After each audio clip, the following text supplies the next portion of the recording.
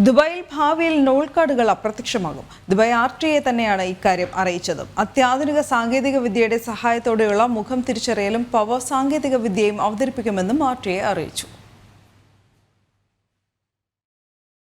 ദുബായിൽ ഭാവിയിൽ കാർഡ് അധിഷ്ഠിത ടിക്കറ്റിംഗ് സംവിധാനമായ നോൾ കാർഡ് സെൻട്രൽ വാലറ്റ് സാങ്കേതികവിദ്യ അക്കൌണ്ട് അധിഷ്ഠിത സംവിധാനത്തിലേക്ക് അപ്ഗ്രേഡ് ചെയ്യുമെന്ന് റോഡ് ഗതാഗത അതോറിറ്റി അറിയിച്ചു. 350 മില്യൺ ദിർഹം നിക്ഷേപം ആവശ്യമുള്ള ഈ പദ്ധതിക്ക് മുഖം തിരിച്ചറിയൽ പോലുള്ള ആർട്ടിഫിഷ്യൽ ഇന്റലിജൻസ് സാങ്കേതികവിദ്യകൾ ഭാവിയിൽ ഉപയോഗിക്കുമെന്നാണ് അതോറിറ്റി അറിയിക്കുന്നത്. നിലവിലുള്ള സിസ്റ്റത്തിന് ഉപയോക്താക്കൾക്ക് ഡിജിറ്റൽ കാർഡ് ആവശ്യമാണ്. കേന്ദ്രീകൃത ട്രാൻസ്പോർട്ട് ഫെയർ വാലറ്റ് സാങ്കേതികവിദ്യയെ പ്രയോജനപ്പെടുത്തുന്നതാണ് പുതിയ ഡിജിറ്റൽ പേയ്മെന്റ് സംവിധാനം.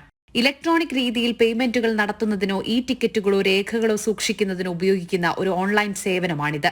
ഈ സംവിധാനം ദുബായിലെ ട്രാൻസിറ്റ് മോഡുകളിലുടനീളം തടസ്സമില്ലാത്ത സംയോജനം ഉറപ്പാക്കും.